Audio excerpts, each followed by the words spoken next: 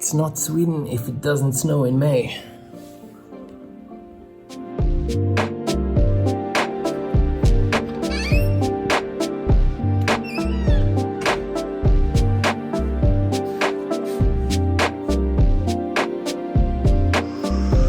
Hello, my name is Matej Jan, and we are here at Spelkollektivet, at the best indie game development house, co-working space, co-living space in Sweden. We have people all over the world here living. I've been living here for 2 years. It's been an amazing experience. We also have a school here called the Indie Quest, where you can learn how to make indie games, programming, art, those kind of stuff. But it's really more than just a school. It's a lifelong learning community where everyone from the house can come and focus on getting their skills so that they can make their dreams come true. And welcome to the vlog about the Indie Quest. I wanted to share how life here looks like, what kind of things we're dealing with. We just moved down to this office. We were upstairs in another space over the winter where there was a little bit more light. Here we are in the basement, but we're trying to make it as cozy as possible.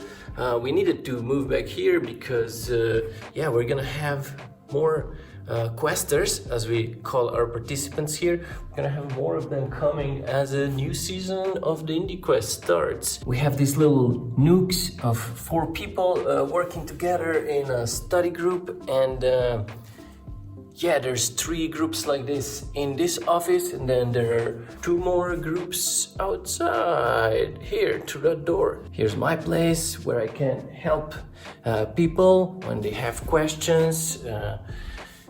The whole concept here is that we operate on a flipped classroom model. So instead of me giving lectures to everyone about art and programming and then giving people homework that they do on their own, alone at home, as it happens in normal schools, here we have the flipped classroom. So which means that instead of me giving lectures, they watch learning materials online or read, and then when they come in here to work, then here I am here to help them at exactly the point where they need help with.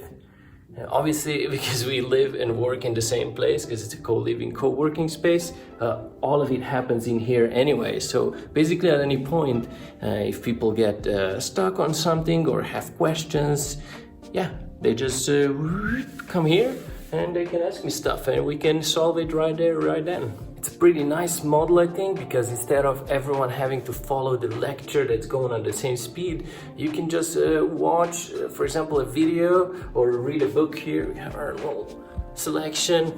You can just read it at your own pace. If there's a video that's going too fast, you can pause it, think about it, or play it on double speed if the professor is talking really slowly.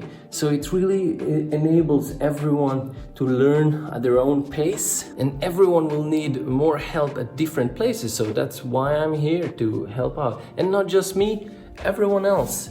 The whole spirit of the Indie Quest is to help each other. It's really nice if you help people, but it makes you feel good. And obviously it also makes you learn better yourself. If you have to explain something to somebody, you really have to understand it, and you might have to revise your knowledge for yourself, even though you've done something already or know something already. Maybe you want to double check.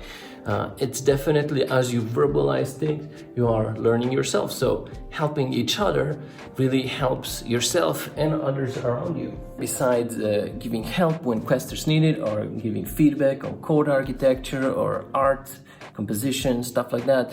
My main role here really is as a designer. I try to imagine how this learning experience could look like in a modern environment. I'm really passionate about this. I have a master's degree in education in a program called Learning Design and Technology at Stanford.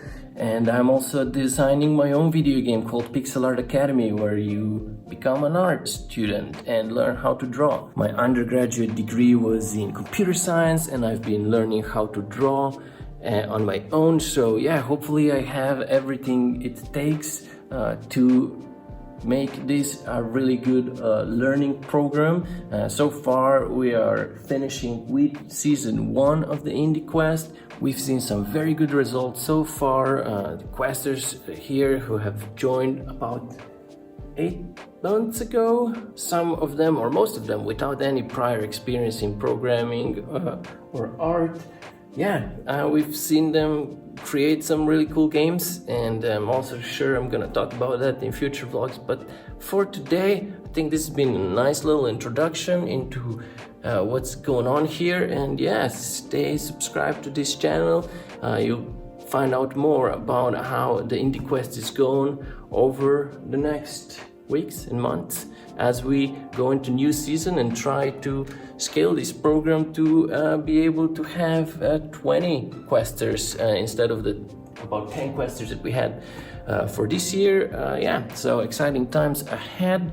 All right, everybody, have a nice time out there. See you next time.